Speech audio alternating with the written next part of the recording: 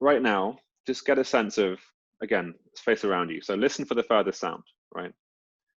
If there were an aircraft going overhead, just check that you could hear it, right, in that direction, behind you, stuff behind the wall maybe. So you have this kind of wide open field. Now, the experiment is, in a minute, I'm going to ask you to identify an object that you can pick up. It's really important. In that moment, did you notice your awareness of the world collapsing a little bit and your brain go off and start looking for objects you can pick up? Hello and welcome to Mostly Harmless. My name is Alan Steele. I'm your host, and my guest today is Michael Ashcroft. Michael, I'm actually going to let Michael do the introduction for himself, but I think mostly what we're going to talk about today is to do with Alexander technique and maybe some ideas about Alexander technique that are not commonly talked about. I know among my friends, there's a lot of classical musicians, and the only experience that we've had with it is as a kind of postural, physical thing. But you seem to focus much more on the mental side of it and the awareness side. So, why don't you introduce yourself a little bit, and then we'll get into that. Sure, sounds good. So yeah, I'm an Alexander technique teacher. I guess that's obvious by now, but it's not the main thing I do. So I do that on the side, essentially. I also have a full-time job that I have on a big four audit firms, and I do a couple of things as well. So I have a wide range of things that I do. Alexander technique is one of them, and recently Twitterer and newsletter writer as well in the last 6 months or so, which is how we met. Yeah, excellent. So actually, before we get into Alexander technique, then maybe you just want to explain some of the stuff that you do with energy and Yeah. all that stuff. Yeah, sure. So, I mean, it's one of those off-brand things on Twitter, whereas in my real life, Alexander Technique is the off-brand thing. So yeah, my career is focused on energy system innovation, sort of transforming energy systems from high carbon to low carbon. So I worked for the UK's transmission system operator, National Grid, studying innovation projects. I now work for consultancy, advising companies like National Grid on the transition. So my background is largely physics, analytics, that kind of thing. And then there's this other thing, which I'm still trying to make fit in cohesively with the rest of me. But yeah, Yeah, my so background is mainly that. Yeah. that's interesting. Then, like, do you find that there's a connection for you in between those things, that physics and then physics of the body or energy and how you use energy, is there like a mental connection there? It's definitely helped me with a different approach to learning the technique. I'll put it that way. So when I was training, I tend to approach it from quite a first principles perspective. So I'd be very kind of, I want to say rational, but kind of scientific method about it. So we were told to go away and play with something, and I would, run experiments, try and falsify the claims, try things a bit differently, and see what would happen. And that was very much a kind of, what are the fundamental principles behind this? Hmm. Where I am now is that I don't really understand exactly how it works, but I've proven to myself over the years that it does work. And now I'm trying to kind of retroactively figure out, okay, based on my subjective experience of it and what I've seen in others, can I now try to figure out what are the mechanisms behind it? Very interesting. So you sort of gave up on the falsifying part, but you just recognize that it works now, and you're just trying to implement it and teach it to others because it works. Well, there's two kinds of falsifiability, right? So if I'm taught some theory, I can think, well, that may or may not be true. But if I'm told, well, the effects of this should be X, Y, and Z.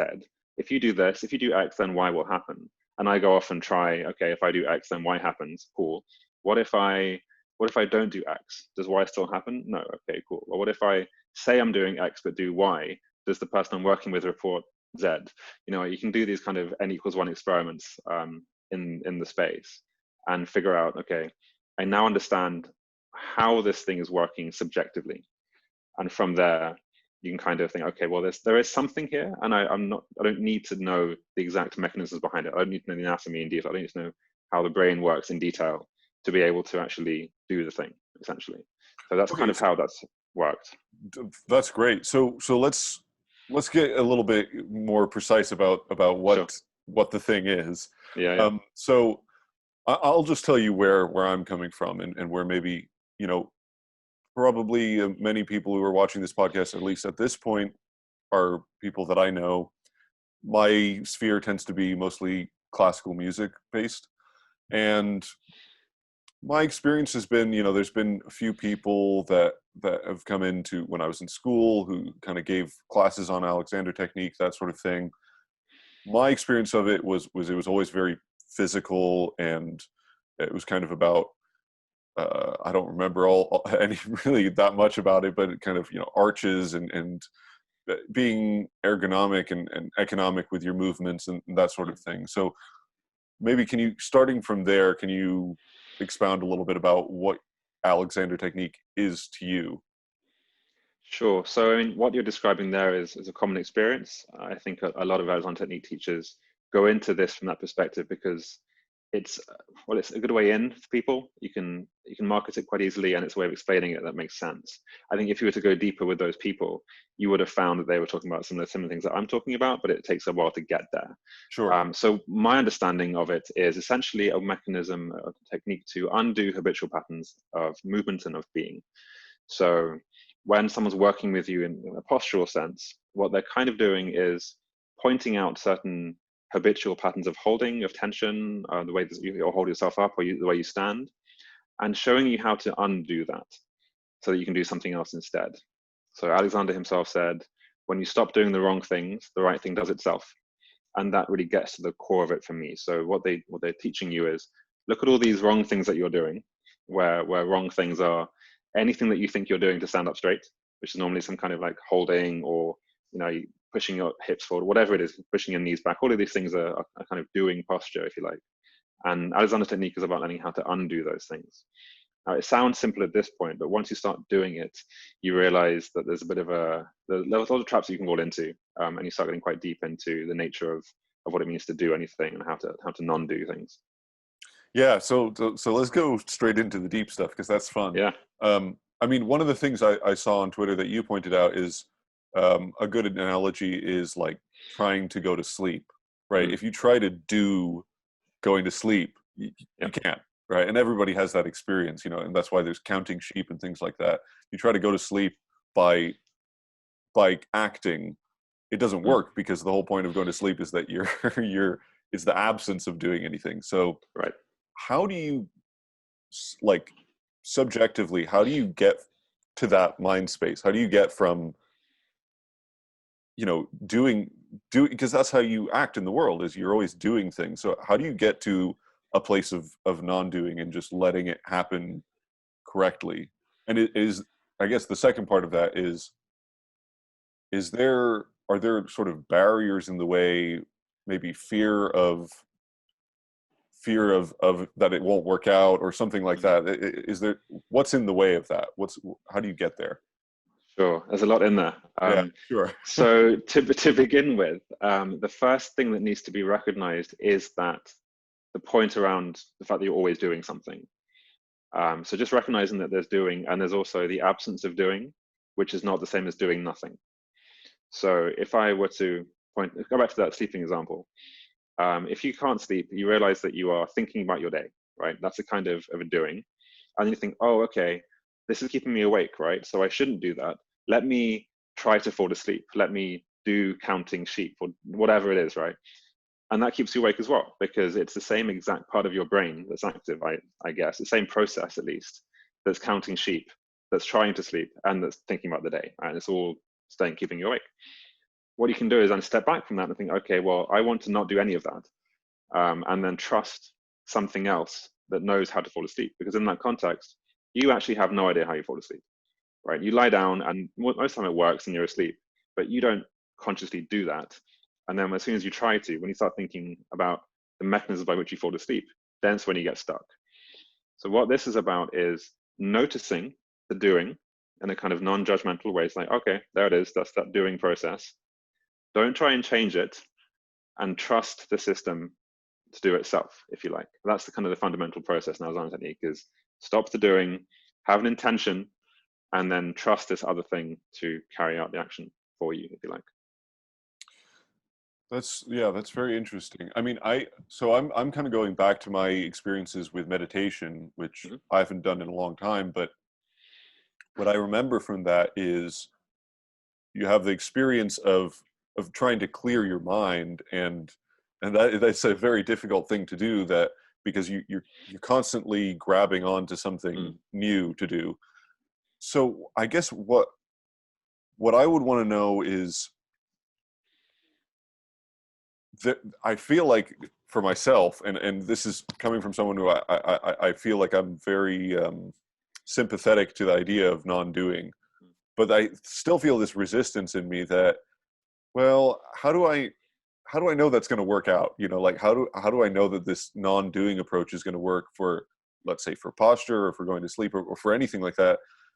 Isn't there's a tendency to kind of want to pick a technique, that you need to have an approach, a strategy to solve something, that you need a tool to work with. I, I don't know, maybe just start from there. Does that ring It, any bells, or? it does. And again, it comes back to that trust point. So we're all so conditioned to trying something else. If that doesn't work, then try something else, which is why if someone catches themselves down here slumped, I'm kind of doing the slumping at this point. But if I catch myself like this, if I'm not aware of what I'm doing, I will just use muscle to hold myself up, right? And you can see people who are just like, they're tense, they're upright, but they're tense. So what you do in Alexander technique is you essentially you learn how to trust that process. So something that we do, my teacher taught me actually in the way that he teaches, which is fantastic, is just playing catch in a lesson.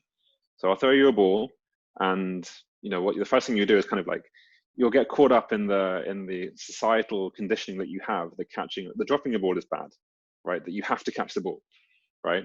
So after a few times, you'll like drop the ball and go, oh, I'm sorry, I'm sorry, I'm not normally this crap at catching balls. I'll try harder next time. All of this stuff kicks in.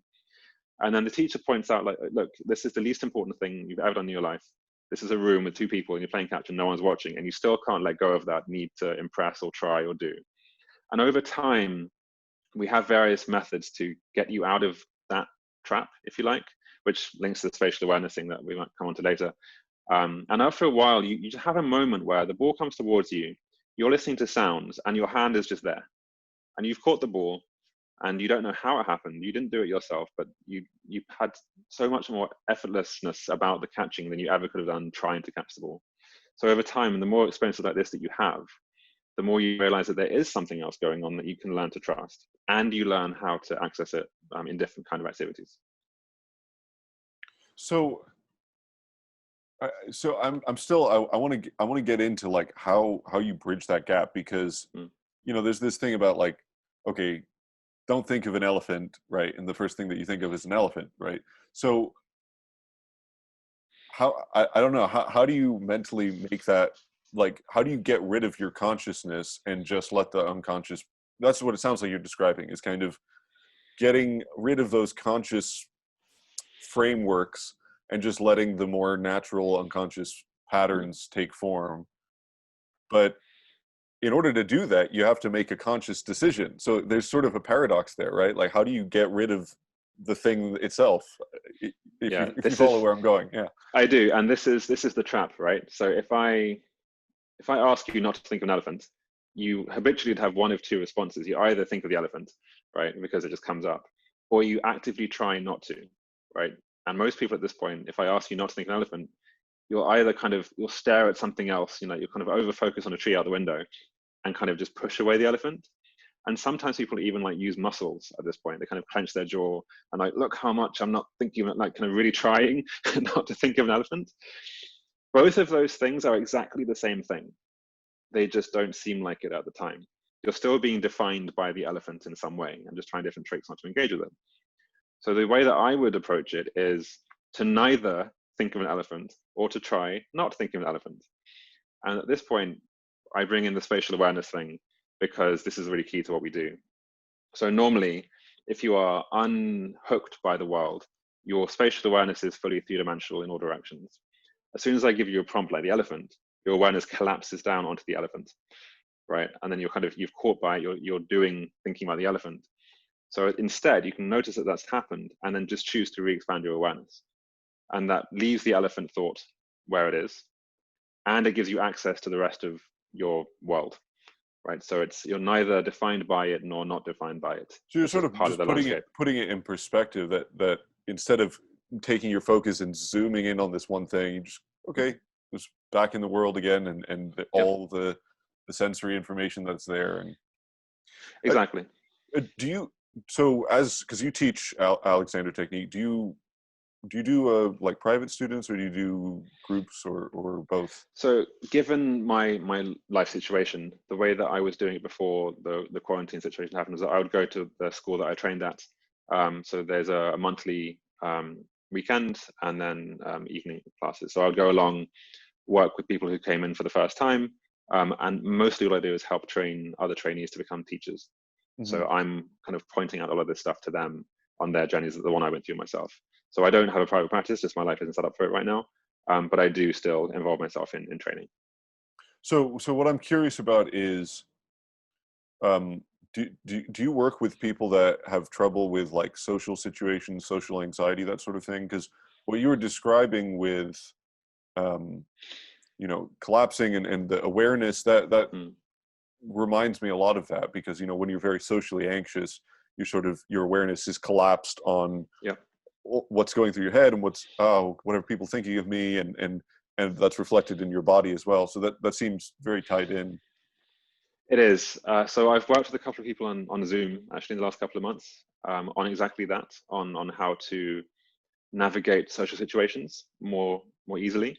And yes, you do find that when you're in a group or when you try with a person, it's very easy to get kind of caught up in it. Your awareness of everything else collapses down, and you start kind of trying too hard, and you come across as trying too hard. You come across a bit awkwardly. Of course, when that's happening, you find yourself in the trap of, oh, I'm being too intense. Let me try not to be so intense. And it's the same kind of falling asleep thing that I was talking about earlier. Right. What I've also found with people is that when they train that design technique, they naturally become more socially fluid, shall we say. So a lot of them tend to be like, I was more socially anxious before, kind of more awkward. I was afraid of being on stage. I would never have done this a million years. Whereas now, it just somehow is easier. I'm putting less pressure on myself to behave a certain kind of way, and I'm trusting that the words that will leave my mouth in the next few seconds are okay. Whereas before, I would have been trying to orchestrate them, and that orchestration is a kind of doing, right? Right. Yeah. So let me bring up one. I mean, there seems to be a big resistance in my mind to the idea of non-doing, and even though I'll sort of accept it, and I've seen the usefulness of it, but isn't there always the possibility that, well, you've built up these habits, that you've built up, let's say, negative habits so well that just letting it happen, kind of getting yourself out of the way, is just going to encourage something negative. It's you won't let, like, I guess it would be a form of the naturalistic fallacy, that the idea that, well, if you just get your conscious mind out of the way, the unconscious patterns that take form will necessarily produce something good. Well, what if you've built up something bad, or what if you were born with something that it's just not working right? So don't you need the conscious mind to kind of get in there and troubleshoot things every so often? So this is where I think it's important to clarify that I'm not against the conscious mind. I'm not against thinking or analytical being. That's why I commonly reference my physics degree, just to kind of say that I'm not against that kind of way of engaging in the world. What I am saying is that there are certain things that the thinking mind is not well suited to do, except it doesn't realize that, and it's kind of got itself involved over the years and has forgotten that fact. So you don't have to switch off your consciousness to do Alexander's technique. In fact, it's much more consciousness. In fact, Alexander's third book was called Conscious Constructive Control of the Individual. So it's very much a kind of bringing in more consciousness and more constructive use of yourself, as opposed to switching off your consciousness. And that's where the trusting comes in again. So you play with this idea in different settings, and you realize that, okay, well, in this particular setting, letting go a little bit led to better outcomes. I feel lighter, I feel easier, my voice is cleared up, all that kind of thing. For now, I don't trust this thing entirely to do differential equations. I still need my thinking mind to do that, but sure, Right. or to play this scale. Okay, I don't trust it yet, I'll get involved on that, right? Over time, as you learn to trust it more and more, you're like, well, perhaps I can let go a little bit in other areas, and is that okay? And you don't have to just throw yourself into blind trust. You kind of develop a relationship of trust with this thing, whatever it is. That makes a lot of sense. I mean, the reason I sort of bring that up is because I've tried to, let's say, tinker with my posture over the years, Mm-hmm. and I've come across exactly the problem that Alexander Technique sort of recognizes, which is, all right, well, you sort of recognize there's a postural problem, and then the first thing that you do is you try to do something, hold yourself in a certain way, and then that's terrible as well. That doesn't produce the right effect. But it does seem like if I let things happen too much, that all the bad postural habits that I wanted to get rid of, that they just kind of reassert themselves. So there's kind of, I'm constantly moving back and forth between, okay, well, let's try to put some new framework on this and assert some kind of structure, and then also don't do that too much, because yeah, I don't know if you have anything to say to that, but that's I do, yeah. So what I'm hearing there is that you're equating letting go with switching off your consciousness, if you like. So when people slouch, they're kind of, I've let go, right? I'm relaxing now, and I've just kind of shut off. I'm off somewhere else. I'm watching TV and whatever. That's what it sounds like you mean by letting go, almost. Whereas in the Alexander state of mind, it's like a different state of awareness, almost, instead of consciousness. You are super switched on. You are fully alert, and you are present in the world. And from that place, you can practice what we call inhibition, which is a technical term, which basically means learning not to respond to a stimulus. So if you are, for example, standing at the bar having drinks, this is a very common place where you might want to lock your knees back, put your hips to one side, and then lean against the table, whatever, lean against the bar. That's a habitual response that you might have to the bar, right? So inhibition would then be noticing, oh, hey, look, I'm in this situation. I can see the trigger, and I can see what I want. My natural kind of, okay, not natural, the habit is what I've learned to do over the years. I can see that tendency kicking in, and I'm just going to not allow it to happen. And you need to be fully switched on for that. Whereas if you're switched off, that's when your habit will kick in, and you just find yourself doing stupid things against the bar, and you'll have backache after a while. So it's more switched on than what I think you described it as. Okay. Yeah. No, I appreciate that distinction.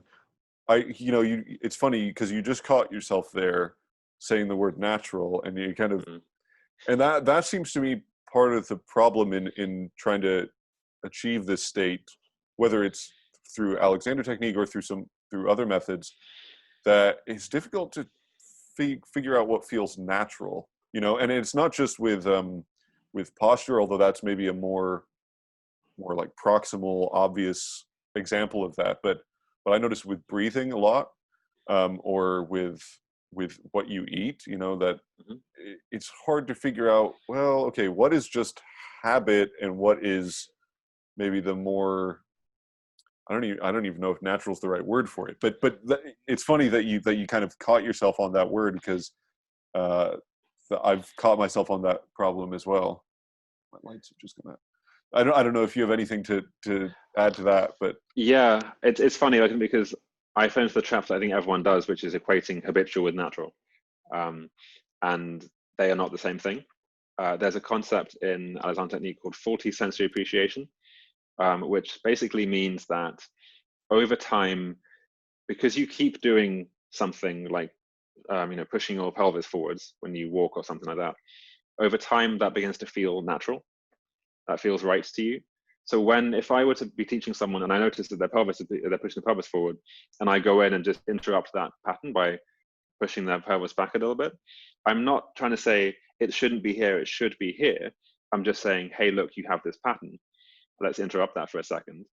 When I take them into a more natural position is, I think that's the more correct answer there, that will feel weird to them, right? That will feel uncomfortable and unnatural to them.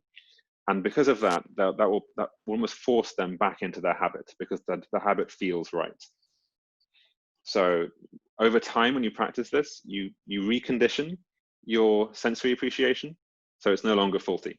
But at the beginning, you can't really trust what feels right, and you shouldn't trust what feels right. You should look at evidence. So Alexander himself had a a system of mirrors that he looked into when he first discovered this stuff, and realized he kind of saw what he was doing, and what felt natural, something like this, did not look like how he should have had his head neck set up, right? If you look in the mirror to your side and you can see that you're locking your knees back and pushing your pelvis forward and kind of doing this, then you can learn from that. And that's where there's a lot of anatomical elements in Alexander technique. People kind of like, well, this is how your body works. Let's work with that to kind of see where we can go from here, to get you kind of nearer to a right place, and then your system will recalibrate over time.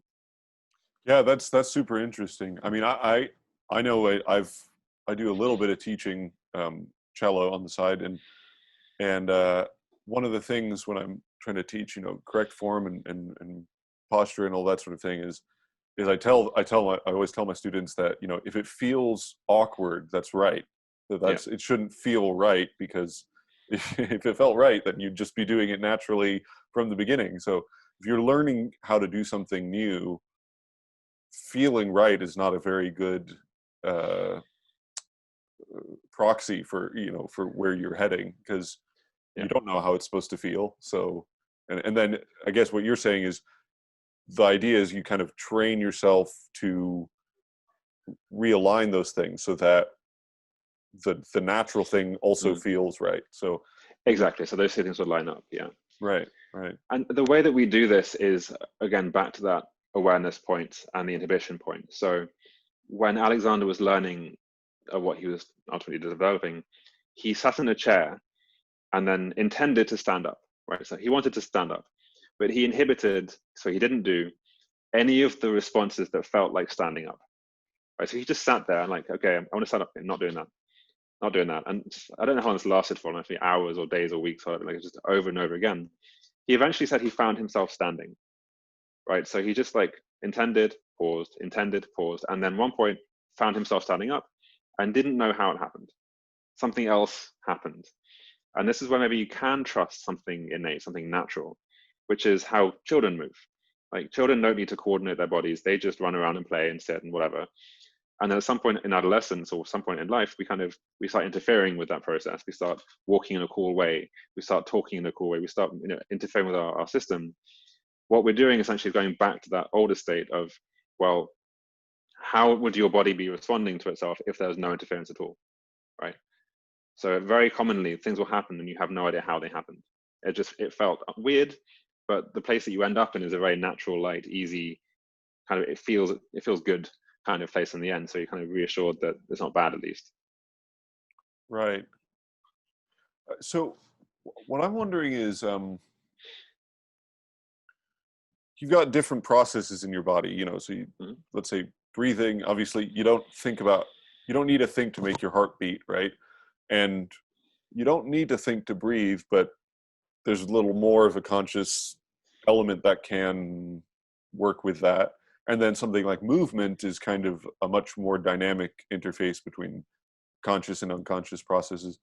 So I'm wondering, have you noticed, let's say, a difference between how you use Alexander technique or that state of mind for something like breathing versus posture versus movement versus something more cerebral maybe, or for different actions? Like, how have you noticed the differences in the effectiveness or the way that you approach that state of mind? Sure. So I'll start with the hardest, because I think that's probably what resonates the most, which is analytical, rational thinking, cerebral stuff. And that's largely because I think the part of the brain that does the thinking in that sense is the same part that interferes largely, or the same part that doesn't recognize that it shouldn't be involving itself in breathing necessarily, or should be doing so carefully. What I have found, particularly in those areas, let's say I'm working on a report or something, or a spreadsheet, if I narrow my awareness down, first of all, I'm less creative. I'm just kind of focused so much that my only world is this and there's nothing outside of it. So I get much less abstract in my thinking. I also notice that my body responds in funny ways. And I've kind of joked with coders a lot, you get into flow, you're coding for 8 hours and you kind of find yourself after a day, like just in a bizarre position, and pain everywhere. So that kind of shows that these two things are linked, right? So the fact that, the analytical mind can switch off, can override this bigger thing, and the body follows, kind of compresses into it. There are ways around that, and it's difficult to work with people to kind of trust that they can expand out and kind of non-do typing or whatever it is, but there it is a thing that you can explore into as well. When it comes to things like breathing and moving, I now really love walking, for example, because it's so effortless. It's not a difficult thing at all now, because it's just something I watch happen now. You know, my mind is just present, focused. I'm not necessarily off thinking anything. I'm listening to sounds, I'm seeing things, my awareness is expanded, and my body is just kind of moving now in a very light way. Whereas before, there used to be a sense of kind of effort in it, a kind of doing as a walking, kind of, oh, this sucks kind of attitude. And for any kind of physical movement, that's just gone away. And there's a lightness of my being now that wasn't there before. I'm saying any kind of moving activity. Yeah, you know, I first noticed you on Twitter because of this thread where you posted a little clip from I think it was Superman, maybe it was Superman 1 or 2, I can't remember which one, where Clark Kent sort of re-transforms into Superman, not with the costume, but he just sort of, he's being Clark Kent, and then he just kind of returns to being Superman. And it's very, you can see all the things that you're talking about of, he's not doing something, he's not putting on a posture, but he's just sort of, it's like you can see the weight coming off him. That's basically the best way, that there's something being removed rather than something being imposed. So that was a really fascinating little clip. Maybe if I can, I'll try to edit it into this so that people can see it, because it's really fascinating. Well, let's push off, shall we? I better get a coat. It might be kind of cold up. No, I mean, I need a person. I have to fix my hair and some blush on.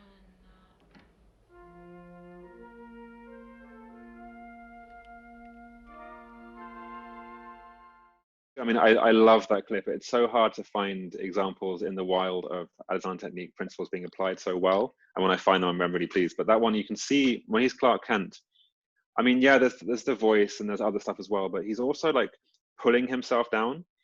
But the real thing to pay attention to is that he's only, when he's Clark Kent, he's only really aware of the space kind of forward and down from him, right? So if I do it myself now, kind of like I've just forgotten that all of that exists. Now, Clark Kent it's not Clark Kent standing up stronger, right? Standing more taller. He's like, he doesn't just do this, because this is the same thing I was doing before. I'm still narrowed down here. Mm-hmm. He's kind of like, he just kind of like switches this thing on and something else happens, right? And it's just wonderful to watch, honestly. Yeah, absolutely. So I wanted to pick up on something that you said just earlier, which was, you said something about being creative. And I'm wondering, have you noticed a difference, let's say in people that you've taught or in yourself, in the use of like the use of this technique or this state of mind rather? It's funny that it should be called Alexander technique when the whole thing is kind of, it's an awful name. Not using it's technique. Terrible. Yeah. Yeah. It's like no one who's Alexander was not technique, so it's just awful. Yeah. Right. Okay. Well, so have you noticed anything about, like, because most people would say, you know, if you try to be creative, you want to kind of open yourself up. But if you're trying to do, let's say, accounting, that's a little bit of a different mental state. So yeah, I'm wondering if that is actually true, or if that's just kind of a common conception about things. Have you noticed that? It's something I have noticed in activity, at least. So one of the great things about my training is that we have a bunch of different guest teachers who come in, and each month we'll have a different perspective and different kind of set of games and activities that you try and play with. And one of them was clowning. So just, you know, Alexander technique teacher, who's also a clown, came in and had like a bunch of these red noses, and we put the red nose on and we transformed into someone else, right? We became a whole different character. Something else came through us. Now, what was going on there was a combination of both the clown stuff, which I won't go into in detail because I'm not an expert in it, but also a sense of the letting go into something new. So we were still playing with the Alexander technique stuff, the kind of awareness thing, and we just suddenly had more possibilities open to us. We had more things that we could go off and do and try and play with, and there's just like, oh, I could do that, oh, I could do that, oh, I could do this. Whereas if your awareness is like this, then you can only do things that occur to you within that little bit, right? Another way of thinking about this is, if you're, say, walking around a room and your awareness is so focused on that corner, you cannot pick up, you cannot see something over here because you're not even aware that it exists. Whereas if your awareness is wide open, you're like, oh, I could pick up this ball, oh, I could go over there, oh, I could do anything. I could dance with this person if I wanted to, right? It's totally, you have the choice in every moment because you haven't pre-closed down the next action by narrowing your awareness on the thing that you thought you wanted to do. Right? It just opens up possibility space, if you like. The perfect example of this is the basketballs with the gorilla figurine, right? I'm sure you've seen this, right? Where you count. Well, I don't want to spoil it for people who haven't seen it, but I think most people have it at this point. That's quite common now. Yeah. So you watch the basketball being thrown around, and you count the number of times, and you're so focused on that specific task that you just miss this really obvious thing that's there. So that's interesting. So what you're saying is sort of allowing yourself to get out of those frameworks is actually very, very useful for the creative process, because you just find more possibilities are kind of presenting themselves to you. Exactly. So I mean, what I'm talking about is, if there is a part of your brain that is the rational word stream, that part of the brain, is that it's perfectly useful. It's just in context, right? So if I imagine this part of my brain as like a box of this size, then my entire awareness can be of the size of this box, and my entire life is just thinking and processing and analyzing whatever else that this thing does. Or I can also expand out and leave this thing here. So kind of like, it's a process that's running that I can choose to access if I want to, but I also don't have to, right? I'm not looking through it anymore. I'm just aware of it as part of my being.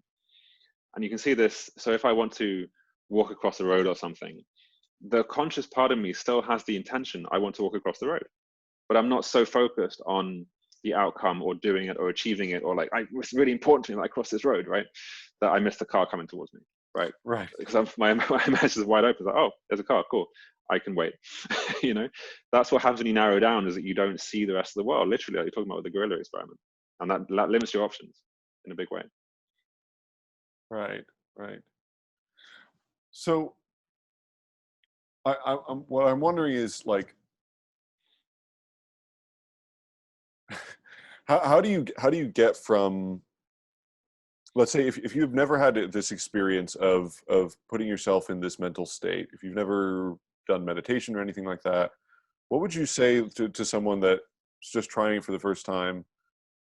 How do you get yourself out of this box? You know, how do you escape that? Because that's all you can see when you're in it. You know, and I've definitely been there many times where you don't understand how to get out of it, because all the tools that you try to get out of it are part of the box itself. Yeah. So how do you escape that? This is it's a tricky one. So normally the way that you do it is you go to see a teacher, and they'd use touch to do this. So for some reason, I don't know what it is yet, there's a correlation between the position of your skull and your spine, that when there's a slight modification made, it kind of takes you into this way of being. Like this, so that the whole body mind thing of, you can access this state through guidance from a teacher using touch through your body. Now, when that happens, it's like, oh, it's that. Okay, cool. You can kind of point to it. Like, I've taken you there now. This is the thing I'm talking about. Cool. So that's the way in normal sessions.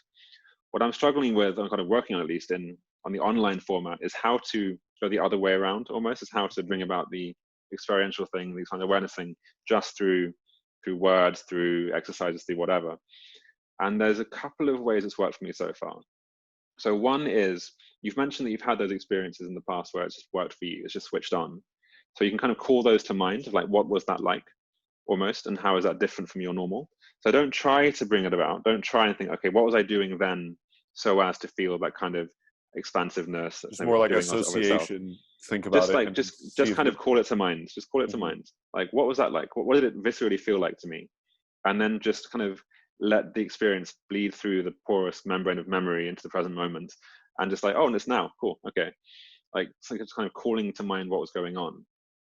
Another one is playing a kind of a trigger game.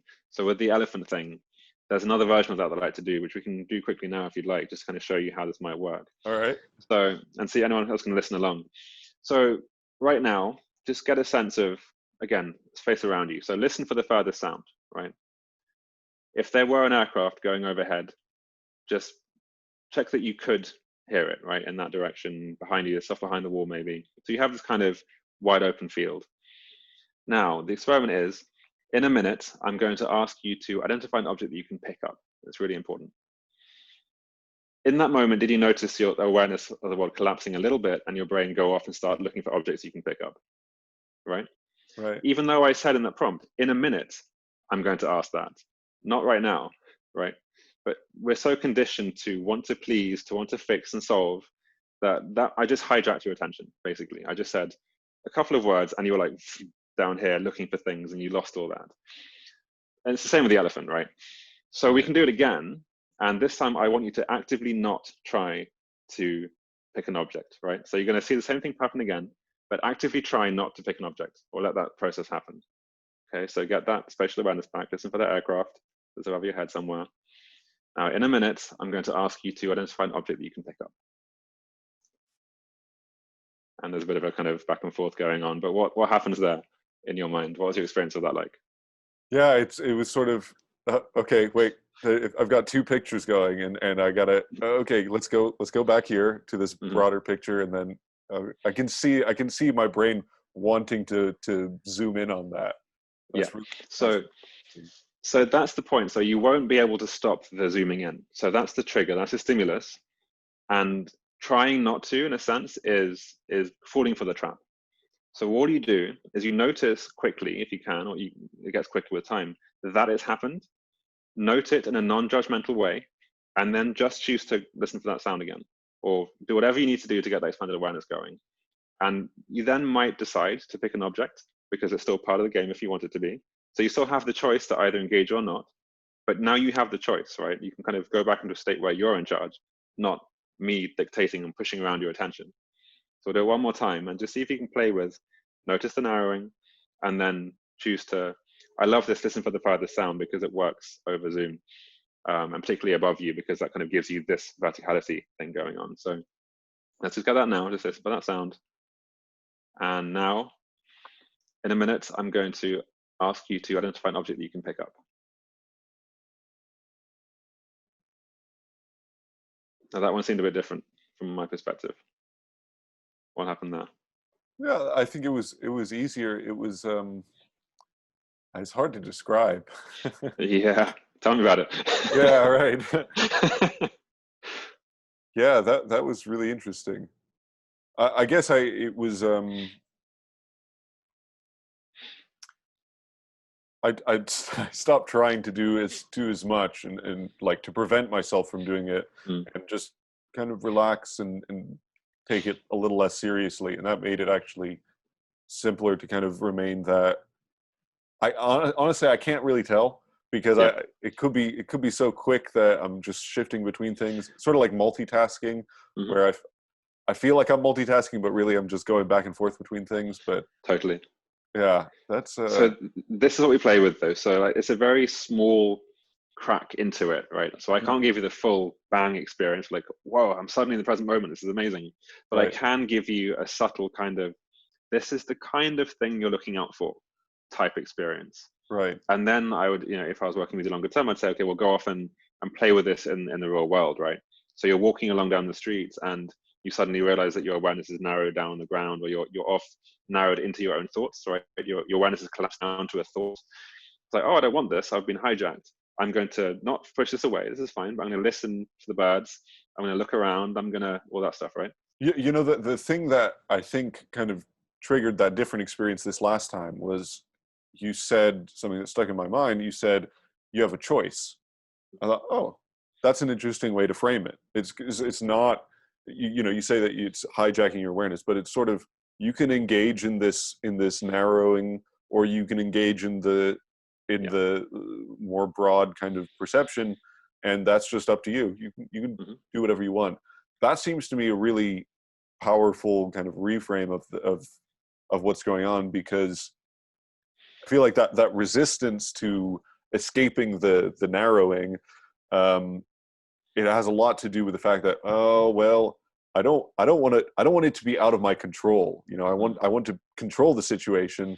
So if I get sort of remove myself from this tool using mentality, then it feels like I'm leaving it out of my control. But what you're saying is, no, you have a choice.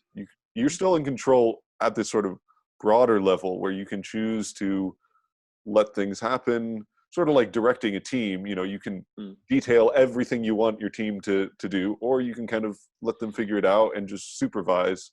So I think that's where the awareness shifted a little bit for me right then.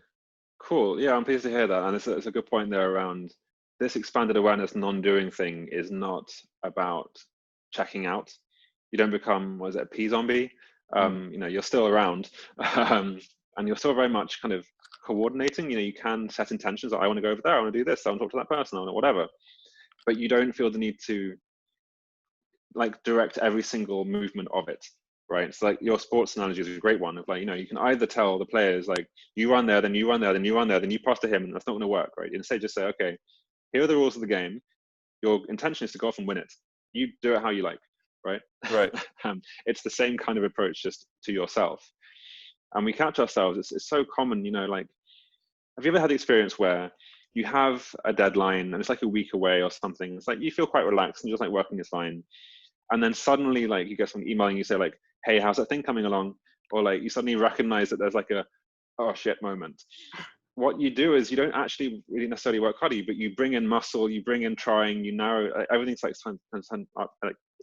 it's just get more difficult. And that doesn't really help you. In fact, it might interfere with what you're doing. So this kind of caring that you can see how much I care is excessive, right? You don't need that to do a better job. But you can let go of it, but still choose, okay, look, I have an intention, I'm going to do the thing, just without the coordination, without the forcing of myself, right? So I'm actually going away from non-doing and towards non-forcing as a term, because you're still doing things just in a non-forced way.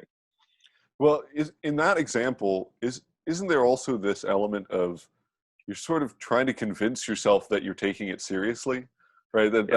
If I didn't do this, then I'm a bad person for not treating this. And like that goes back to school.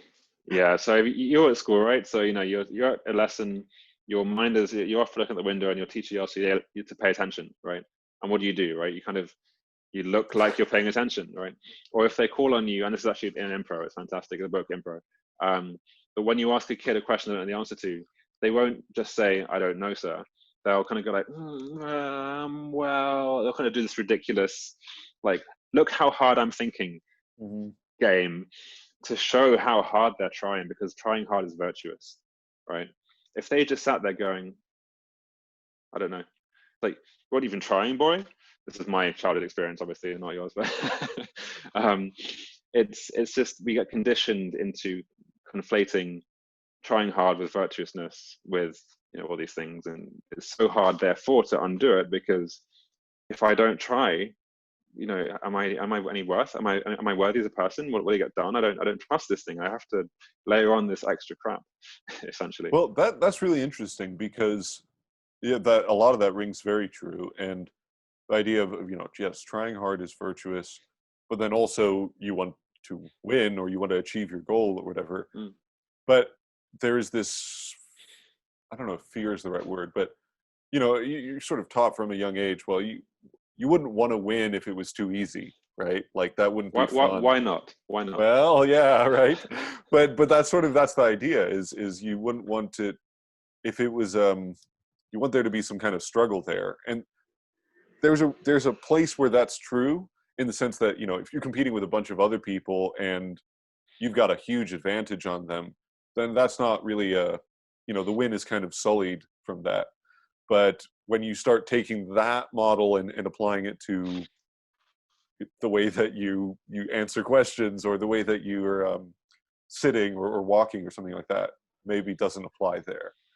I think I want to push back slightly on the having to try hard to win. Like if you look at a sportsman like Roger Federer, right, in tennis, who is known for being like cool and effortless, right? So he can like just waltz up to the tennis court and just like play in a very relaxed kind of way and still outperform everyone. And we like that. It's like, look how cool he is. And that coolness is effortlessness. If he were trying really, really hard and kind of like furrowing his brow and like getting annoyed at himself like other people do, then it doesn't have that same quality of like, wow, that guy's really just like really into it, really flowing in what he's doing. So I think people like him had to unlearn in a way, or never got the learning of you have to try to win, because he seems to be doing better without trying, right? He's doing way better but not getting in that trap. And I actually, yeah, that comports with my sense of let's say classical musicians, where the absolute top ones, it always looks easy. What they're doing is super easy, you know. But then when people, I love that performer, I want to be like them, I'm going to try really hard to be like them, you know. Yeah. And it's not so easy. You're a cellist. Look at Yo-Yo Ma, and he's not trying to play Elgar's cello concerto, is he? It's just flowing through him. Like, he is just a vehicle for that amazing piece of music. And if he were like trying to make it sound good, it would be diminished in some respects, wouldn't it? It's just like it just flows out effortlessly, and it rings so well for that reason.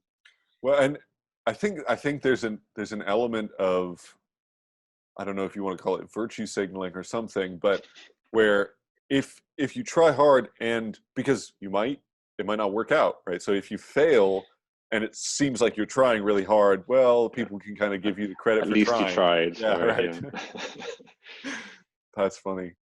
So one thing I wanted to pick up on was, you know, what has been your experience, either for yourself or for your students, in the different uses of this, like what, or the different, let's say, different ways to access this mindset, different forms to access this mindset? Because it seems like what you're describing with Alexander technique is that posture is like this really easy access point, and that's why so much of it is focused on posture. But what about other things?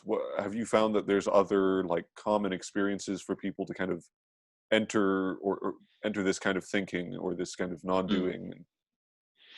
So it's funny, just a meta answer first, and then I'll get to some tips and tricks if you like. What I've seen over a few years of training myself, one thing, I've been in all these traps for myself, and I've seen others as well, is that whatever worked last week won't work this week, essentially. Whatever trick you thought is not going to work this week. So let's say that last week it's, okay, sounds above my head. If I listen to that airplane, then that takes me into the expanded awareness. And then the week after that, I kind of go like, okay, I'll listen out for that airplane. And now you can see that I'm thinking about it. I'm not doing it. I'm not actually listening for it, right? I'm stuck in the same thinking process.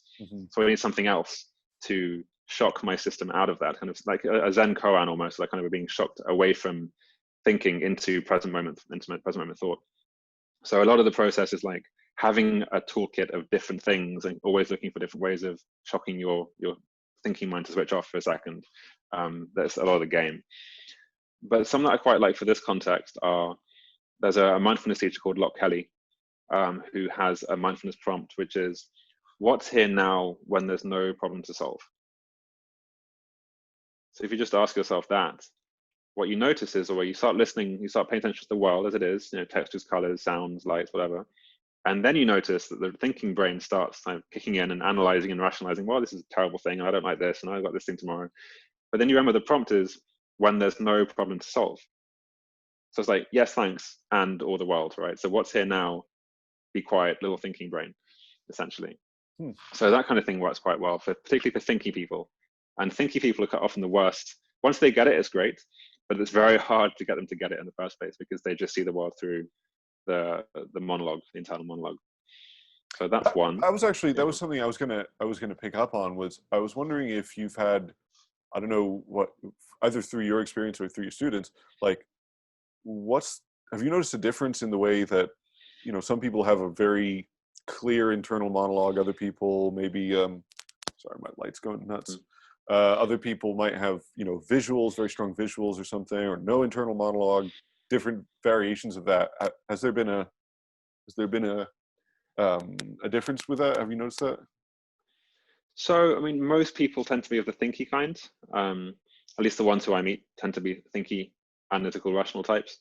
For them, there's just a case of like, just believe me for a while, and we'll try some experiments, and then you'll see something, and that something is just enough to get in across. There are other people. I did a few Zoom calls a couple of weeks ago, and there was one person I spoke to who said he had no inner monologue. Just in his entire life, there are no words in his head. right? Now, I probed a bit deeper, and that doesn't mean that he's perfectly expanded the whole time. He still has the kind of... Oh. You lost me? Yeah, I've just lost the last few things you said. Maybe Okay. you could just repeat that. Yeah, sure. So, this guy who doesn't have a monologue, in a monologue, what I found with him is that he still has felt sense contraction. So you can still notice that when he's trying to do something, when he's when he cares a lot about an outcome, he will still change his breathing. He'll still kind of contract across his shoulders and neck and that kind of thing, even though there's no thinking behind it. So that for me was the kind of pointing towards, it's the same part of the brain, the same process happening, just manifesting itself differently, if you like. So there's like some factor A both causes an inner monologue in some people and causes body tension, rather than the inner monologue causing body tension, but there's something else that just influences all of these things, right? So yeah, different people experience it differently, but on the whole, it's a kind of a continuum of how thinky you are to how easily you'll kind of be present moment or not, honestly. Right. Yeah, I mean, so because I'm wondering, you said, most people that you've experienced, they're more on the thinky side. Is that just because that's the people that would need this kind of help more? That if you're just more athletic and you kind of interpret the world through your, I don't know, naturally through your body, I'm aware of how that phrase can be misinterpreted, but maybe that just makes this kind of thing a little bit easier. And if you're more rational and you're a disembodied brain from your body, then that makes it a little bit harder to access that state. I don't know if it's harder. I think it just takes different tools, honestly. And there is something I found with particularly analytical people, is that their identities are tied so closely to being analytical. Like they've had all their success in their life from their brains, right. Or from thinking through things in a linear kind of structured way. That the idea there could be something else either doesn't compute or is quite scary. And what I'm talking about can sound quite woo-woo, and I'm very careful to recognize and honor the woo-woo, but also kind of bring in well, no, this is a systematic thing that you can learn and experiment and try and play with, which is why I mentioned that kind of, look, I took quite a scientific method approach to this when I was learning it, because I was a very rational, structured person beforehand. And I haven't lost that. I still have that, but I also have this thing now, right? And that's the difference, right? Kind of expanding into other ways of knowing, if you like, other ways of being that don't require my brain my thinking brain to just force everything. Well, it's woo way rather than woo woo. Very good. Yeah. I've come to redefine woo woo, for example, for myself, as like things that are just hard to describe with words. So a lot of this stuff that Alexander technique touches on, it accesses, I think, the parts of the brain that don't have words. It could be the right hemisphere, it could be whatever, but when you go into that state, it's exactly like Zen as well. So I practice Zen Buddhism. I'm not Buddhist, but I practice Zen. And I've had the kind of experiences from Zen that I'm describing from Alexander technique. You switch off the seeing the world through the monologue, and you directly experience the world fully. And suddenly you realize, oh, there's this thing as well, when that thing drops away. What I'm layering on is that you can directly experience the world, and you can consciously shape your awareness in all directions. So normally we're kind of like this, and you can directly experience this for sure, but there's also like non-judgmental filtering, right? So you're just like, you have no preference as to direction or any one particular thing in the awareness. It's just like, everything can come to me, and I'm fine with that from any direction.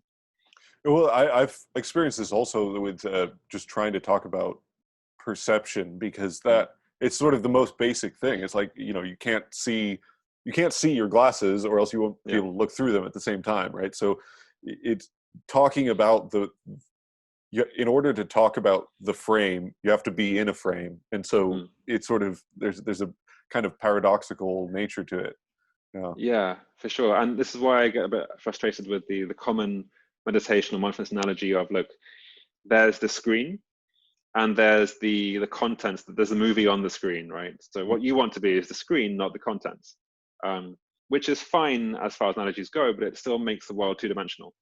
It still means you're looking at a screen which is flat and it's over there. And that's kind of how we see the world. It's like, oh, look, there's this like projection into my eyes that is forwards and down largely, because that's where I can look.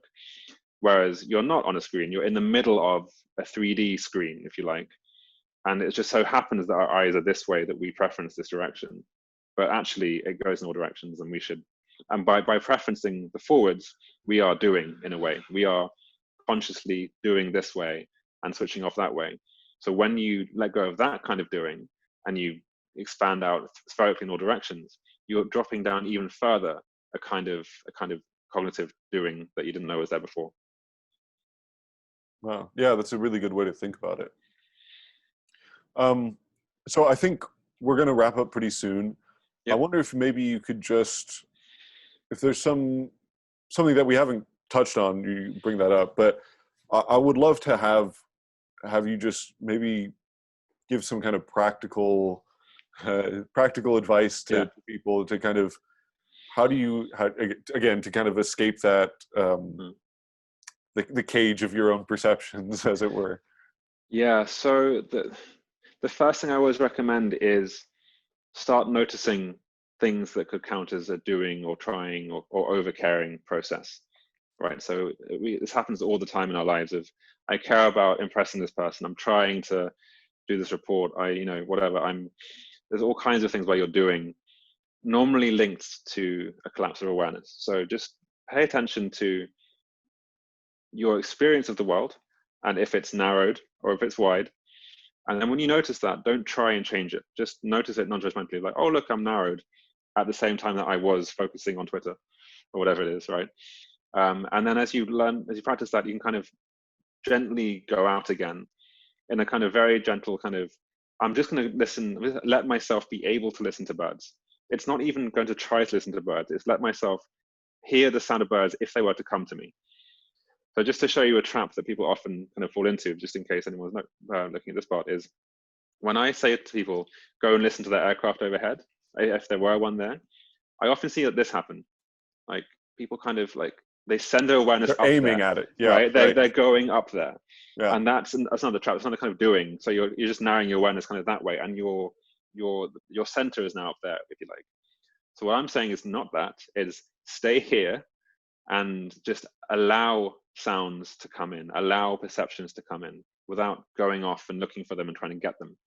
Because what we often find is that we kind of try and do the world in a way, like kind of go out there and try and do that thing over there, and go out there and like, no, just come back, let the world come to you from all directions. And just start noticing that this axis of being actually exists. And then you can go from there. But to begin with, I've said a lot of kind of wacky things. So just go off and practice and see for yourself that it actually does exist. And then, see what happens after that. That's great. Well, Michael, thank you so much for coming on. This has been one of the best conversations I've had. It's actually really funny to speak about this because I see myself kind of going through these different mentalities as we're talking, and I'm trying to let's stay on the conversation here. I'll practice this later, but it's a trip, isn't it? Yeah, right. Yeah. So no, this has been great fun. So thanks for coming on the show. Do you want to just say where people can find you on Twitter or on any of those things? I'll put them in the description, but maybe you just say. Yeah, sure. So there's two key places. I'm probably too active on Twitter at m_Ashcroft. And I've recently put up a new newsletter for Aslan Technique, particularly teaching it online, which is called Expanding Awareness, and that's expandingawareness.substack.com. So those two places you can find me. Great. Well, thanks for coming on the show. Maybe we'll get you back on later, but this has been great. So, all right, until next time, bye. Thank you very much.